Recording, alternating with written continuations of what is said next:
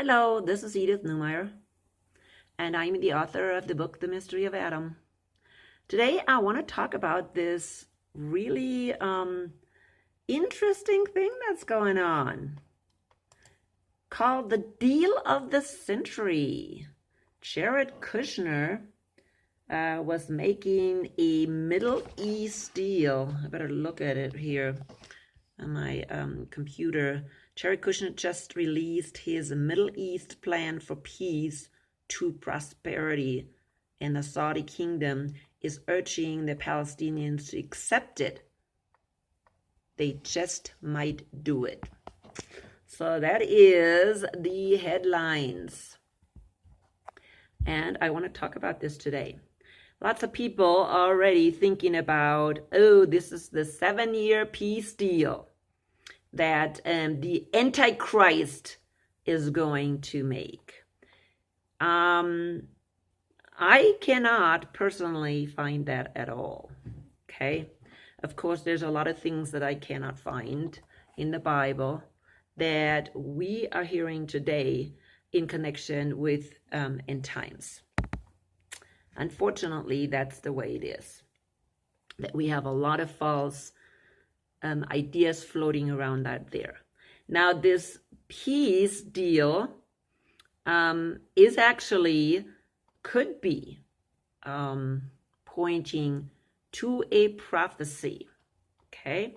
Could be pointing to a prophecy, but that prophecy really has nothing to do with 7 years peace deal of this Antichrist. Let's look at 1 Thessalonians 5. And yes, that can have something to do with this peace deal, if they really will go by it, okay?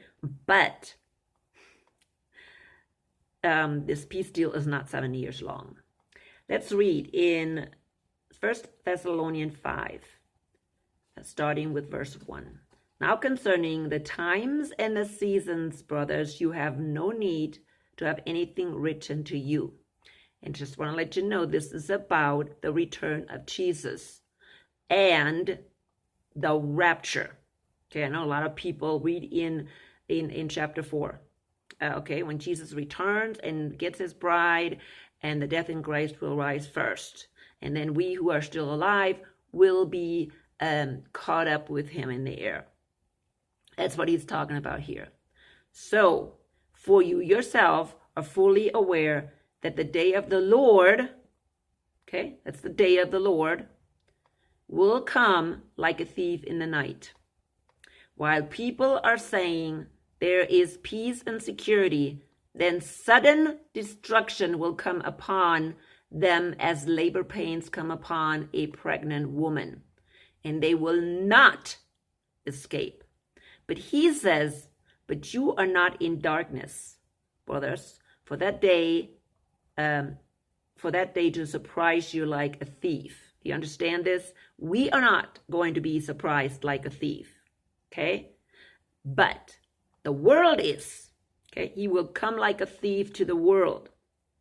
He is actually coming to us like the bridegroom that's picking up his bride in the middle of the night.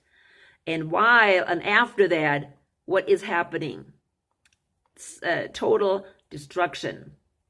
For you are all children of light, children of the day. We're not of the night or of the darkness. So then let us not sleep as others do, but let us keep awake and be sober. For those who are asleep, sleep at night, and those who get drunk are drunk at night.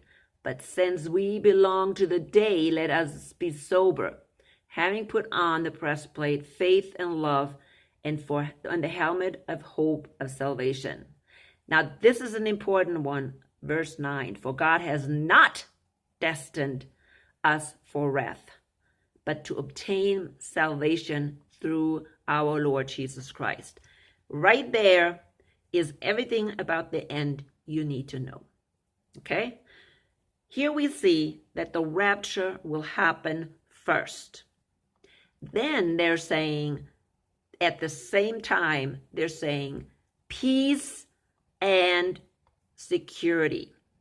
Okay, whether that is before or after, exactly after or exactly during the time, this is how it's going to come about. The rapture will happen during that time when they're proclaiming peace and security. Then sudden destruction will come upon them. Paul does not say anything about the Antichrist here. Nothing whatsoever. Okay?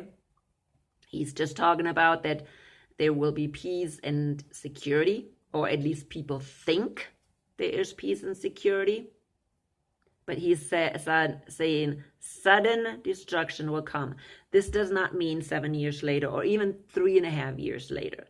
This means it is coming. Sudden destruction is coming, and it's not down the road. Okay? And then he is talking about the wrath of God.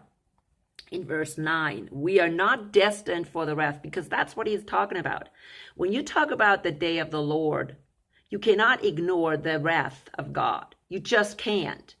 Okay? That is part of it. That's the first part of the day of the Lord. First the rapture, then the wrath of God, and then Christ can establish his kingdom. That's the linear thing that is going on, okay? So when they're screaming today, oh my goodness, Kushner is offering this peace plan, the deal of the century. That's what they're calling it. Trump, the deal of the century. Okay, everybody is running to believe this false teaching of this Antichrist that is coming, and he's here for 7 years, and he's going to make a peace treaty for 7 years, which is not even in the Bible. But I'm going to tell you right now where this false assumption is coming from. Okay, I'm going to tell you right now where this false assumption is coming from. And it's a false assumption. It is wrong. This false assumption comes from Daniel 9:27, which, of course, false prophets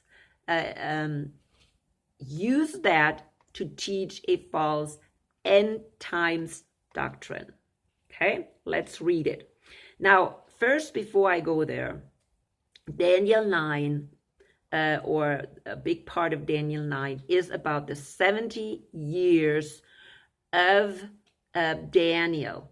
Daniel was prophesying that the Jews had 70 years left. Okay, the 70 years started with Darius the Mede. Okay, and starting with Darius the Mede, he gave a clear time schedule when Messiah would come. And I probably should go to 9 and not to 27. I think we need to actually go to 9 instead of 27, because we need to read the whole thing. But 27 in itself says, and so we see that first. It says, he will confirm a covenant with many for 1/7. So that is for 1 week. And in the middle of the 7, he will put an end to sacrifice and offering. And at the temple, he will set up an abomination that causes desolation until the end that is decreed is poured out on him.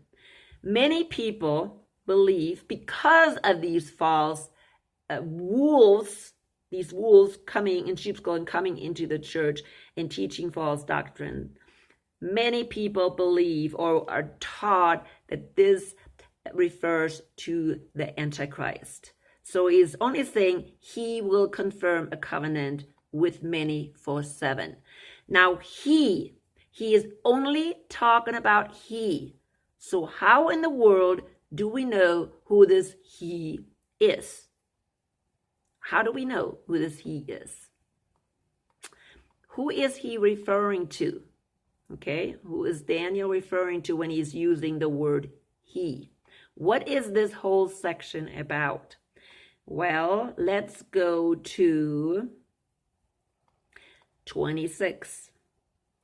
26 says, after 62 sevens, the anointed one will be put to death and will have nothing. The people of the ruler who will come will destroy the city and the sanctuary. So all this is kind of a strange translation. See, when you go, and I have a translation, a different translation, in which things are much easier. Here they're saying the ruler, but in the original text, it's more like prince again. See, here saying, let me see, 26. And I should be looking at a different, actually, translation. If you look at a different translation, it's translated a different one. After 62 sevens, the anointed one, which is Messiah, will be put to death. And here it also says the anointed one, Messiah the Prince. Okay, the Prince, Messiah the Prince, will be put to death and will have nothing, which is obvious, that's Jesus. The people and the ruler who will come. Here, this word ruler in the original is also prince, okay? Prince. So the people of the prince, which also was the anointed one, will come like a flood, and war will continue until the end, and desolation have been decreed. He will confirm a covenant with many for 1 week. Now, if we're saying, if we have the original text, this he is referring to the first indication of who this person is, which is the anointed one. He could go back to the ruler, but the ruler also in the original is the prince. Okay, very related to this anointed one. Many people believe the people of the ruler who will come will destroy the city and the sanctuary are the Romans. But in reality, it was really the Jews who destroyed the sanctuary. Okay, yes, the Romans kind of ended things up, and they, really, but it was really the initiation of also the Jews who destroyed the sanctuary. They burned, okay, they set fire, or they caused the fire to be set in the sanctuary. But even if it is here referring to the ruler, the people of the ruler who will come will destroy the city and the sanctuary, and the end will come like a flood. War will continue until the end, and desolation has been decreed. He will confirm a covenant with many. Now, again, this he right there, who does it refer to? Is it the ruler that is going to come? So, whatever ruler's coming out of the Roman Empire? Or is it he, the anointed one, who made a covenant with many for 1 week? And in the middle of the 7, he will put an end to sacrifice and offering. And at the temple, he will set up an abomination that causes desolation until the end that is decreed poured out on him. Okay? It's very hard to say, but one thing is very clear. One thing is very, very clear. That this is not talking about the end times. This is talking about the destruction of the temple. It is talking about the 70 years of the Jews that are completed. Okay? This is what that is talking about. Okay? You can argue over who this he is and who this ruler is. The bottom line is, the time of the Jews is fulfilled. That is the bottom line. And this he is most likely referring to, maybe, possibly, most likely, to Messiah, who had a covenant with the Jews for 1 week, and they didn't take it. Okay? They rejected it. So to the end, these 7 years, that so many say are not fulfilled for the Jews are fulfilled. They're over and done. Because they're over and done, the time of the Gentiles could start. Okay? That's what we're hearing in either Luke or Matthew. I keep forgetting. The time of the Gentiles started after the Jews rejected Messiah.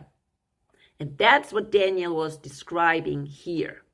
So this whole thing about this Antichrist sitting in the temple and making a peace treaty is false. It is made up by the Antichrist himself, by Satan himself. He made that story up, and he got it into the seminaries. He got it in the pastors, and the pastors believed it. And there's so many false teachers that just run after this garbage. Okay? This is all false. I am not saying, though, that this peace treaty, this deal of the century, is not prophetic. And that is not an indication for what is going to come soon. And I'm talking about soon, I'm talking about very soon. I'm not talking about a couple of years from now, 7 or even 3.5 years from now. I'm talking about soon. Yes, they may make this peace deal right now. This peace, what are they calling? Peace to prosperity. I think that's what they're calling it. Yeah, peace to prosperity. They even have a wonderful name. But they're already planning war. They're continuing this war. They haven't even finished one war in Syria, and they're already planning war in Iran. And not only the United States, but Israel as well. They don't want peace. Israel doesn't want peace. They want peace, but during the peace, they want to attack other people. They want other people to believe that there's peace so they can attack them from behind. Yes, that's the way it is. I'm going to say it the way it is. Okay? They want to make everybody believe that they want peace, but oh no, we continue our wars. We're not into peacemaking. We want everybody else to make peace and believe that things are peaceful. That's why Paul was saying there, but what is coming? Sudden destruction, people. That's what he is saying. There is peace and security. Then sudden destruction will come upon them as labor pains upon a pregnant woman. And they will not escape. They will not escape. This is not going to be a peace plan for 7 years or 3.5 years. It will not, people. Okay? This peace plan may be presented right now, but it will not last very long. And I am still greatly concerned about this constantly picking on Iran. That's what I'm worried about. Okay? I'm worried about. And we need to stop that. We as Christians need to stop encouraging that the United States is starting another war in another country when they have not even finished the Syrian war. They're still into conflict with Venezuela. They haven't started that one. They're still stirring in that conflict. They're still supporting the war in Yemen. And here they are trying to tell us about this peace to prosperity thing. It just is such a big fake lie.